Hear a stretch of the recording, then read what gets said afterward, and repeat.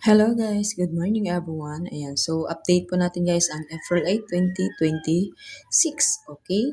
So nagkabaliktaran, ito yung nasa unahan, ano? Tapos dito sa kabila. Alam niyo guys, kung kayo po manonood dito, siguraduhin po ninyong tapos. Kasi yung kahapon, ang dami po naghahanap daw.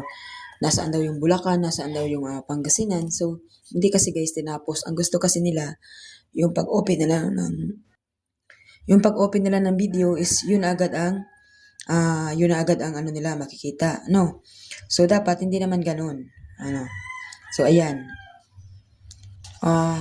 Try natin guys kung walang taga Palawan. Kasi yung Palawan guys kahapon ay tama yung sumada natin pero walang nag-ano sa atin, ano?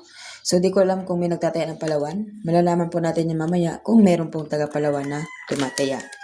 So, dito naman po guys sa kabila, meron po tayo dito Negros Occidental hanggang po dito sa Batangas. So, magmamano-mano po tayo guys maya ng Negros Occidental, Romblon. Tayaan nyo po ito guys ha. Kahit yung mano-mano natin, tayaan ninyo. Ano? So, wala po dyan ang Quezon Province. Dahil wala rin naman pala talagang tumataya ng Quezon. Ano? So, bihirang-bihira po yung mayroon pong tumataya ng Quezon. So, halos palagi natin guys napapatama yung Quezon Province pero wala talaga guys tumataya ng Quezon Province. So sayang lang ng ating mga effort kung wala naman po talaga tumataya. Ano? Kasi kung meron po, nag-PPM po sila sa akin at nag-share naman sila ng blessings guys kahit papaano. Pero syempre wala pong nag-PPM so ibig sabihin wala po talagang tumataya. Ano? So yung mga nanalo lang guys ang bibigyan natin ng sumada. Okay? So yan po ang ating sumada update today. Good luck everyone. Please like and share. Bye! So, nandito po tayo sa ating sumada ng Pumpiang Kapit. So, April 8 po ngayong araw. April 8, 2026, no? So, April 8 po yan. So, meron po tayong Pumpiang ng 35, 18, 19, 22, 10 at 13. No, so, yung kapit naman natin guys, so yan, nakikita nyo yung 6, 9 Gs, 24, 23, 19, 20, 31, 32 at 36, 37. Huwag kayong mag-alala guys, ang dami na po guys nanalo sa ating pong mga tips na binibigay sa mga ganito pong numero. So, sabi nga niyan, kapag swerte mo na ngayong araw na timingan mo yung numero ko, ay baka ito na po yung swerte nyo. So, swerte po yan guys.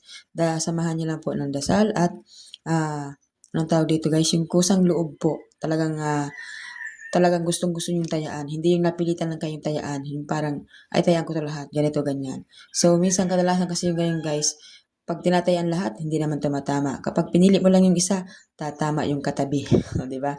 So, ganun yung minsan, no? So, kapag halimbawa, pimili mo yung isa, pero marami ako guys na papatama na talagang lahat yung tinatayaan at nag-PPM na sila daw po ay nanalo kasi nga po tinatayaan nila lahat kahit po yung tips to all nation natin. Ayan. So, good luck everyone. Please like and share po. Ulit, nandito naman po tayo guys sa mga tips na talagang lumalabas. Ano? So, marami pong lugar ang tumama po kahapon sa mga style natin ng tips to all nations, sumada sa pitya at birthday code ngayon. So kahit hindi naman kasi nyo guys birthday ngayon, kasi yan po ang code sa araw na ito, so pwede nyo po yan tayaan ang GIS 2030. So ang sumada natin sa pitya guys, dahil pitya 8 ngayong araw, ay 8, 17, 26, 35. So yung tips natin to all nations, 15, 17, 3. No?